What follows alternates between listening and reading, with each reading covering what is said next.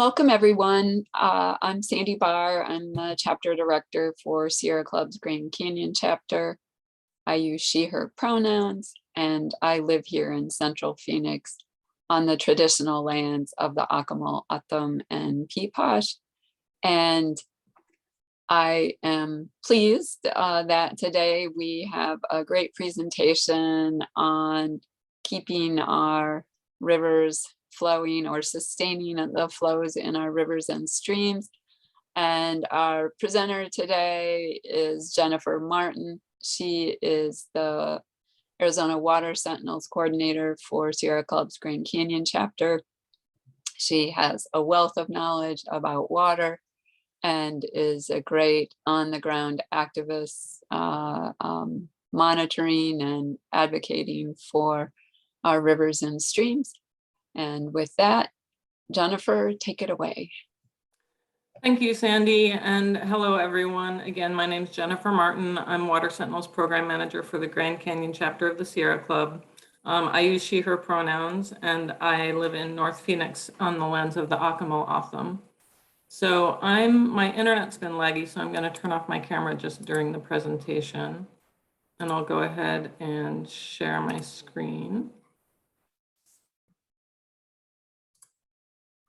So today we're going to be talking about surface water in Arizona. So first off, what do we mean by surface water? Well, it's just what it sounds like, water that's on the surface like rivers, streams, and lakes, as opposed to water that exists underground, which is called groundwater. Surface water makes up a significant amount of our water supply. The Colorado River accounts for 40% of Arizona's water supply, and other rivers such as the Salado and Verde contribute 20% of our water supply.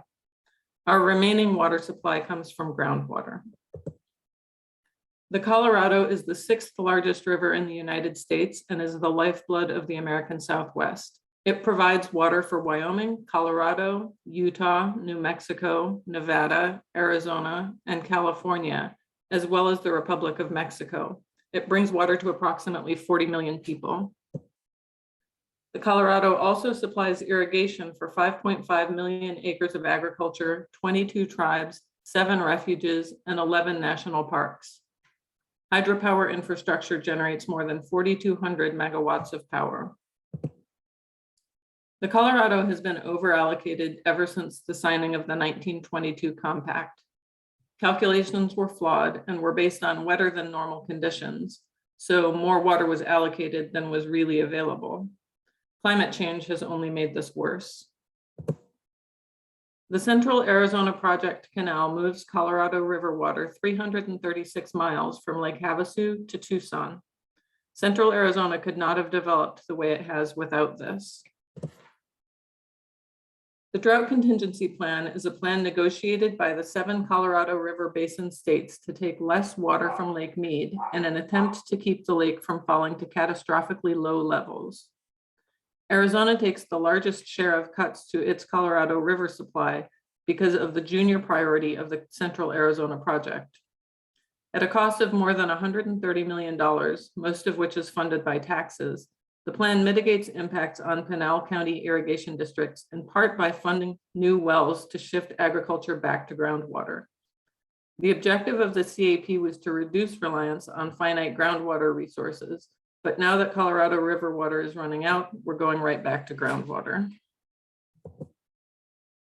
The DCP established tiers associated with Lake Mead levels, and we are now in a tier 1 shortage as the lake has fallen below 1075 feet elevation. This results in a 30% reduction to CAP supplies delivered to water users in Maricopa, Pinal, and Pima counties. There's a longstanding priority system that governs who receives Colorado River water in times of shortage. Central Arizona agriculture users have the lowest CAP priority and therefore face the brunt of tier 1 shortage reductions. Municipalities and tribes have the highest CAP priority and will not face water reductions in 2022. Water managers in Arizona, California, and Nevada, along with the U.S. Department of the Interior, have agreed to voluntarily leave an additional 500,000 acre feet of water in Lake Mead in 2022 and 2023. This 500,000 acre feet is on top of reductions already agreed upon in the DCP in a tier 1 shortage. A financial investment of $100 million for both 2022 and 2023 is to help incentivize some to leave their supplies in Lake Mead. Arizona contributed $40 million for this purpose, with CAP, California, and Nevada each contributing $20 million. The Department of the Interior matched the funding to generate a total of $200 million for the next two years. The Gila River Indian community and the Colorado River Indian tribes have contributed 129,000 acre feet and 50,000 acre feet respectively to enhance Lake Mead's water storage under this plan. Arizona irrigation districts along the river have also agreed to take less water from the river. Additionally, several municipalities have agreed to leave water in Mead, including Gilbert, Glendale, Mesa, Phoenix, Scottsdale, and Tempe, collectively contributing 20,000 acre feet in 2022. Whether a municipality has agreed to leave water in Lake Mead or not, all cities that received Colorado River water will be impacted financially. The most immediate impact will be an increase in the delivery rates they pay the CAP. This is because there will be less water delivered through the CAP system, which will affect CAP's costs. The tier 1 shortage caused a 24% increase to CAP's delivery rates that cities are to pay in 2022. Now the 500 plus plan will drive those delivery rates even higher. CAP will use $5 million of its tax reserves to cover a portion of this rate spike, but municipal water users will now see a 28% increase in 2022 delivery rates. For all the attention the Colorado gets, it is far from the only river in the state. As you can see, Arizona is home to numerous rivers of critical ecological importance, including the San Pedro River in the southeastern corner of the state and the Verde River, which cuts across central Arizona.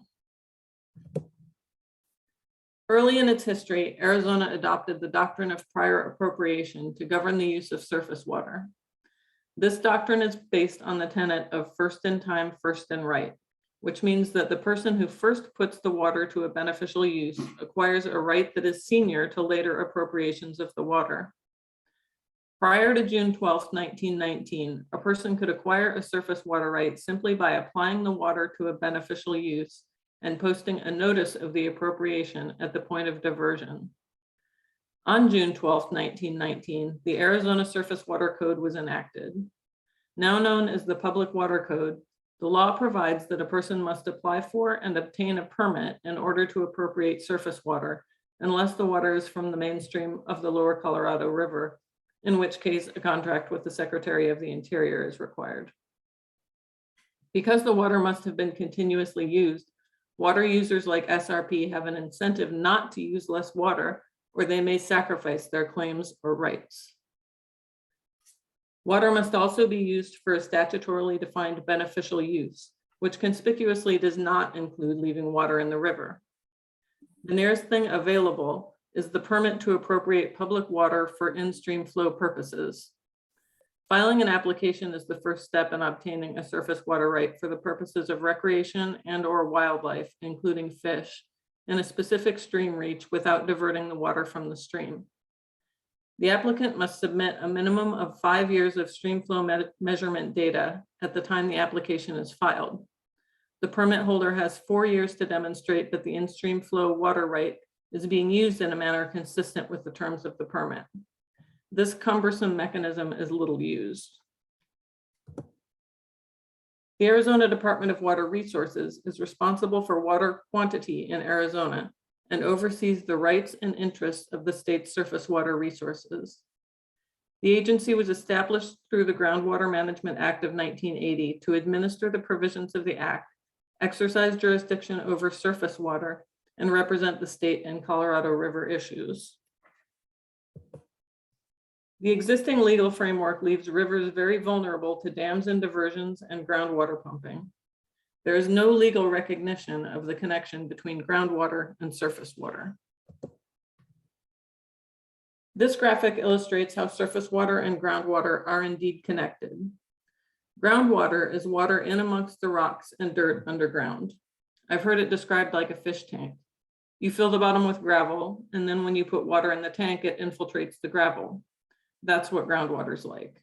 Surface water exists in places where the groundwater reaches the surface. Sinking wells pulls water away from rivers.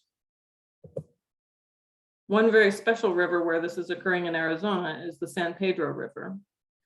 Located in the southeastern portion of the state near Sierra Vista, this river flows from south to north with its headwaters near Cananea, Mexico. This is one of the last migratory corridors in the region, as overuse has already decimated other waters like the Santa Cruz. This free-flowing river and the riparian plant community it supports provide a critical flyway, and birders come from around the world for the biodiversity hotspot it represents. The San Pedro Riparian National Conservation Area represents 26 miles of the river managed by the Bureau of Land Management. It is supposed to protect the river, but it remains threatened by cattle grazing and groundwater pumping in the area. Massive new developments currently being litigated could threaten the very existence of the river. Equally important and equally threatened is the Verde River in central Arizona. It is one of the largest perennial streams in Arizona. The river contains a designated wild and scenic segment and provides crucial wildlife habitat for the region. The National Wild and Scenic River System was created by Congress in 1968 to preserve certain rivers with outstanding natural, cultural, and recreational values in a free-flowing condition for the enjoyment of present and future generations. The Verde supports numerous communities and provides municipal drinking water, as well as irrigation for agriculture. With so little lush riparian habitat remaining in Arizona, it is no surprise that the Verde is home to 15 threatened or endangered species. Threatened rivers means threatened fish, as well as threatened birds. If you want to become involved with helping these two rivers, you can get involved with the Arizona Water Sentinels Program. The objective of the Water Sentinels Program is twofold: to obtain scientifically credible data to improve the management of these rivers while getting local residents connected to their watersheds. We conduct monthly water quality monitoring May through October on the Verde and San Pedro rivers. We work closely with the Department of Environmental Quality, which is responsible for water quality in Arizona's rivers, to ensure that all of our data contributes to better management of these precious rivers. There's no prior experience needed, and we provide all equipment and training. In addition to our work on the Verde and San Pedro, we also conduct habitat restoration at the Rio Salado Habitat Restoration Area in South Phoenix. This is a 5-mile reach of the Salt River managed by the city of Phoenix. The area was historically used as a dump and has been impacted by industrial activity in the area. In 2005, the city of Phoenix began a major restoration effort, the early stages of which involved a lot of heavy machinery removing decades of dumping from the riverbed. We still hold monthly work days removing trash and invasive plant species, planting native plants, and doing trail maintenance. So what is being done at the state level? In the last session, no bills to limit groundwater pumping were passed, nor anything to encourage conservation. The legislature did begin to look in earnest at piping water from the Mississippi River, however. Numerous bills on groundwater were introduced, but could not even get a hearing. This year, the governor's budget includes $1 billion for ocean desalination. The state continues to only look for new sources of water from somewhere else rather than living within our means. For several years now, the Sustainable Water Network has worked with legislators to introduce the Watershed Health Bill. It defines ecological water needs as water sufficient to sustain freshwater ecosystems and the wildlife habitat and human livelihoods and well-being that depend on these ecosystems. It would recognize watershed health as beneficial use and allows water rights to be severed and transferred to the environment and directs the Department of Water Resources to assess surface waters. Like the groundwater bills mentioned earlier, it did not even receive a hearing. With so many bad bills being introduced in the legislature every year, it's important to maintain some positive vision for what should be happening. Water management should take climate change into consideration, and this should be accomplished through the crafting of an Arizona climate plan. The focus should be on water conservation rather than always chasing the next pot of water. Arizona water laws are antiquated and need to be modernized, such as by recognizing the connection between surface water and groundwater, and by recognizing environmental water needs. Water laws are incredibly complex, creating a hurdle to public participation.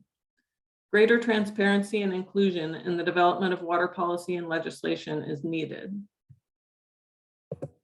Water laws and policies should consider environmental water needs with the goal of keeping Arizona's rivers, streams, and springs flowing. And with that, I'd be happy to answer your questions.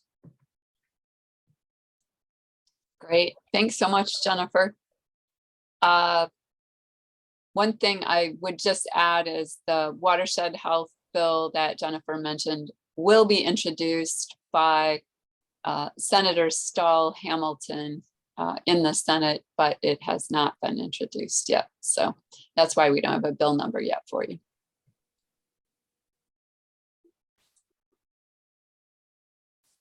I'm looking to see, I don't see any hands up. Let me go to the chat here. Oh, here we go from David Robinson. Do beneficial uses of water include wildlife habitat conservation? Only in the context of the in-stream flow mechanism that I mentioned earlier. Could you just repeat what that mechanism is? With an in-stream flow mechanism, you apply to the Department of Water Resources for that. You have to provide 5 years of flow data to obtain that, and then you are able to leave that water in the river. Thank you. What is involved in rewriting water laws? Well, that's a big question. I mean, there needs to be the political will to rewrite water laws, which is certainly a hurdle that we face in Arizona. I don't know, Sandy, do you have anything you want to add on that? Sure. Well, they are rewriting them, and they rewrote them last year too, but not in a way that advances protecting flows in rivers. There are a lot of vested interests in keeping things the way they are right now. And so anytime you talk about changing something, someone is concerned that they will lose something, like somehow lose some water. And we think that a beneficial use is obviously the river, and that these rivers should have a right to exist, just because they're rivers, and that is very much not in favor with the majority at the Capitol. Trying to rewrite them can be complicated as well. Our water laws are fairly complicated. A lot of times people don't understand what they're trying to do, and therefore, like a few years down the road, we find that something that seemed like maybe it was innocuous really wasn't. So that's a complication as well. But I will say, like, the developers and agriculture, big agriculture, really are the major actors, to some degree, the minds in keeping things the way they are. and certainly Salt River Project as well, which has a lot of water rights. So that was kind of a long answer. Can you put the slide up that describes your organization again? I missed it. I think Jana is asking about Arizona Water Sentinels.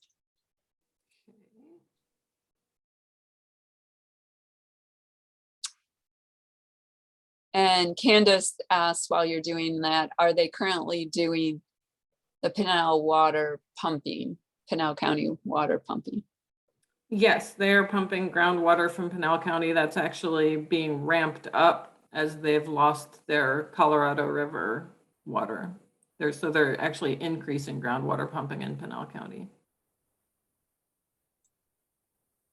The one thing I would add to the Pinal County thing is they are no longer allowed to plat new subdivisions in Pinal County because there isn't an assured water supply. But that, that doesn't mean that agriculture can't continue to pump, and it doesn't mean that they can't pump for all of the subdivisions that have already been platted. So yeah, there's a lot going on. In fact, you may have heard there not long ago, there was a new earth fissure that opened up, a big earth fissure down by Arizona City. And those are as a result of groundwater pumping.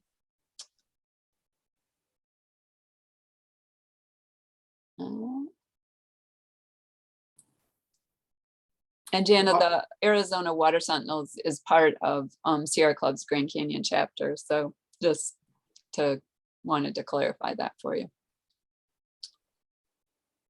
I don't see any others. Yeah, I got my hand up. Art, sorry. There you No go. worries. Trying to follow the rules. And yeah. Thank you. Yeah, Jennifer, thanks very much for that presentation. I'm really curious, what is the big deal with legislation not recognizing the linkages between surface and groundwater? And why do you think that is? And do you think there's certain legislation that should be enacted to reflect that? I certainly think that there should be legislation introduced to reflect that, but that would be a huge hurdle because of how much that would upset the status quo. If there were recognition of the connection between groundwater and surface water, then that would affect people's ability to just unbridledly harvest groundwater. And so that's something you're going to get a lot of pushback on. I've got another question, unless somebody else. I would just add on what Jennifer just said is that there actually have been bills to codify even wells that are pumping that subflow that has been defined as surface water, so that water that is very near to rivers and streams. And there's been several times that they've tried to bring up bills to basically, sanction that and say those people really have rights to it. But So clearly, like most things, it's complicated.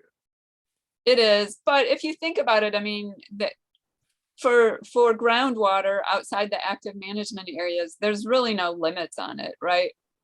And so, but if it was determined that you were pumping surface water, then there are limits because it's probably someone else's surface water because there are actual rights to that. So that, if that helps a little bit with clarifying, that's the big deal.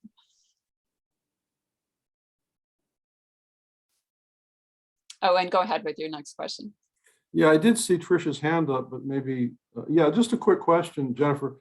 I'm curious if you know anything about what's happening in Cochise County with this big dairy conglomerate, which is pumping so much water out of the aquifer, and there seems to be a fair amount of community concern about that, which I would be concerned if my well went dry and I didn't have millions and millions of dollars to dig deeper. I'm just curious if you know anything about that and what the status of that is. Not specifically in Cochise County. Someone who just joined, Tricia, probably knows more than I do about that, but that's something that's going on in a lot of places in the state, in the Kingman area and in the far West Valley. And it's kind of related to everything that we're talking about. If you're not in an AMA, there's really no restrictions on your ability to pump groundwater. I'm sorry, an AMA is An what? active management area. So the Groundwater Management Act of 1980 created what's called active management areas in the most populated areas of the state, where there would be some regulation of pumping groundwater. And so with outside of those areas, there really is none. And so that's where a lot of this activity is happening. I don't know if Tricia wants to add anything specific to the Cochise County issue.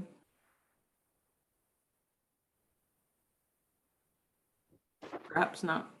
Just to say that you're right, there is no management. Riverview Dairy is huge. It has more than one well, I think, that is half a mile deep.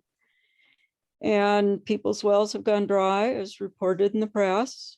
And there is a group of people organizing to attempt to petition to have a new active management area imposed on the area. So that requires collecting signatures to get it on the ballot. And so they're engaged in that effort. Then they were also trying to engage with Representative Cobb to propose a new concept called a rural management area. And we think Cobb had sort of promised that she would try to cover the whole state, but she did not. She restricted it to rural counties along the Colorado River.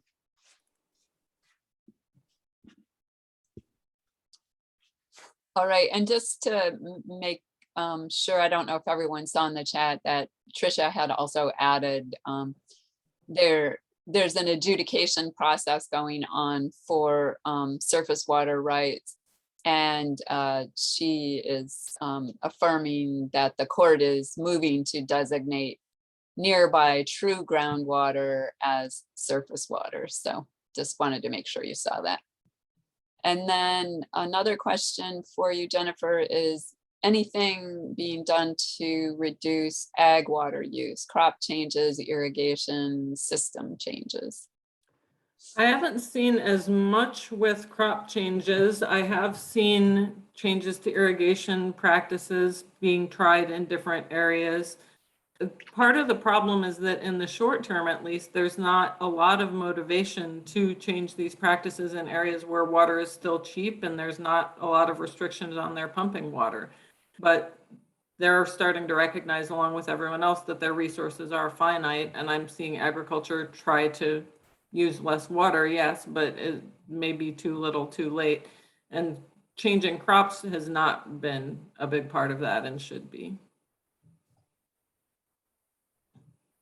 And then Jana is asking, what can we do? Any calls to action that she can post?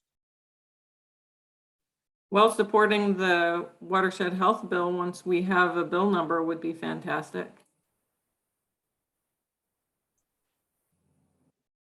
I'd add, and whatever people can do, it's not really a post, a call to action, but sharing information about water, because I think the public is concerned because they have heard about the shortages on the Colorado River. So continuing to make them aware of the fact that our governor and the legislature are failing us miserably when it comes to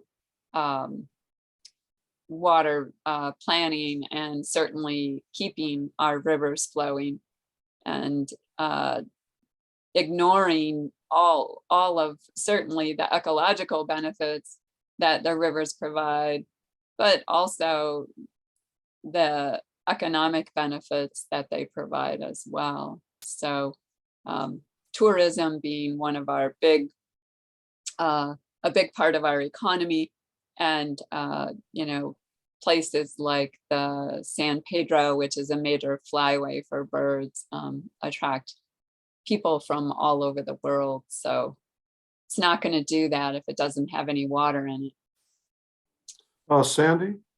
Yeah. My question is the result of multitasking. I apologize, but you mentioned in the chat about a recording. What recording are you talking about? Oh, someone asked where they could find the recording of this. And so I said, today. Got it. yeah. Got it. Mhm. But I can take this opportunity to say that we do have a series of water presentations that are on our YouTube channel. A couple of different Water 101 presentations, one that Trisha did on groundwater. And we have one specifically on the earth fissures, which I thought was really good. I'm just fascinated by that whole issue. And one on the big super pumpers and in La Paz County, the Saudi Arabian farms and kind of that relationship with. And also the two related but unrelated videos about Oak Flat are really excellent. Oh yeah, thanks. And that's about water too. Because I know, that's why I said related, but not. yeah, okay. I didn't catch that. Thank you very much.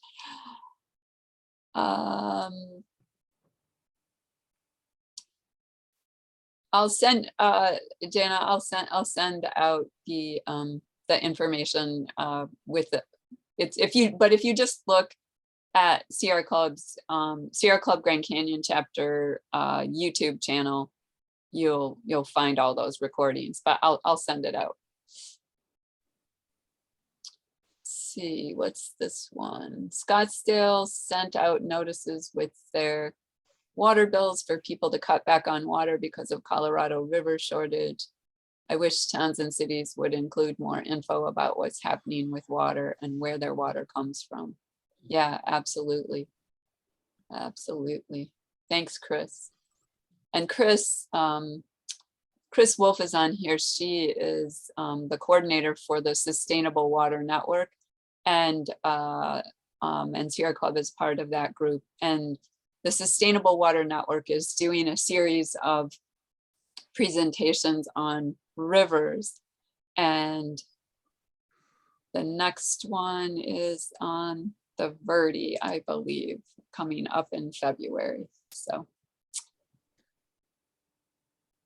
I'd like to ask a question, Jennifer. I was wondering what kind of things should the legislature and the governor be doing now to address this? What kind of actions? Well, they should be enacting the kinds of provisions that are in the Watershed Health Bill. They should be recognizing the connection between groundwater and surface water. Leaving water in the river should be recognized as a beneficial use of water. Those kinds of things. Okay. and what they should not be doing is funding studies on pipelines from the Mississippi or billion-dollar desalination, but really also looking at deeper conservation. There's so much more that we can do and aren't. So we should be living within our means is what you're saying, kind of. yes. Let's see, how can our organizations join the Sustainable Water Network?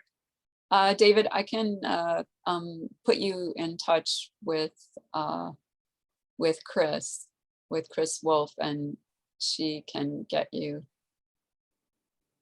I thought Tucson Audubon was already part of it, but they are, yeah, okay. Or they're just not part of the steering committee because that required, an hour a week.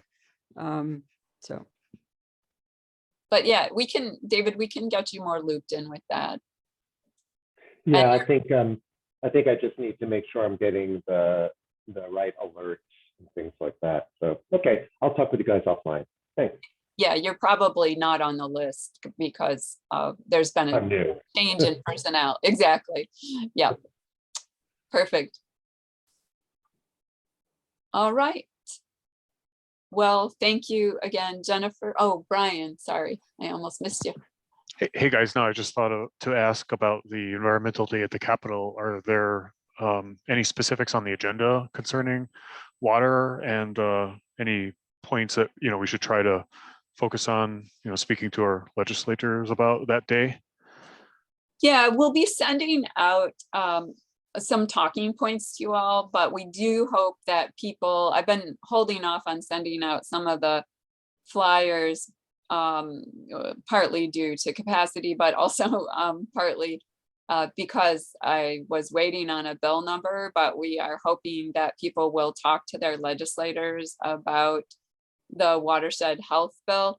And then there are also some bills that we are asking people to ask their legislators to oppose. One of those is House Bill 2055 and its companion Senate Bill 1147. And this bill allows private water companies to import water from the Harquahala Valley, the irrigation non-expansion area, into active management areas. And that is already a carve out in the Groundwater Management Act that was done to allow cities to do that. And now they want to open it up to private water companies as well. We think creating groundwater pumping sacrifice zones is a really bad idea, which is basically what they're talking about doing with the Harquahala. And so we weren't supportive of the original carve out, and especially don't think that private water companies should be given this opportunity. Why should we put more of our precious water, which is something that is essential to life, in the hands of private profit-driven entities? You can tell I don't like that bill. So anyway, there are a couple of things, and there will be some additional ones as well, but we'll send out more on that very soon. That's good to know. Thanks. No, thanks for the question. All right, I'm just making sure I didn't miss any other hands. All right, well, thank you again, Jennifer, and thank you all for being here and your great questions. And we'll be in touch with more information for Environmental Day on water issues. And we will also get you the links to the recordings and where you can find additional recordings, and also where you can find the Sustainable Water Network. So have a great rest of your day and a wonderful weekend. Thanks, Sandy.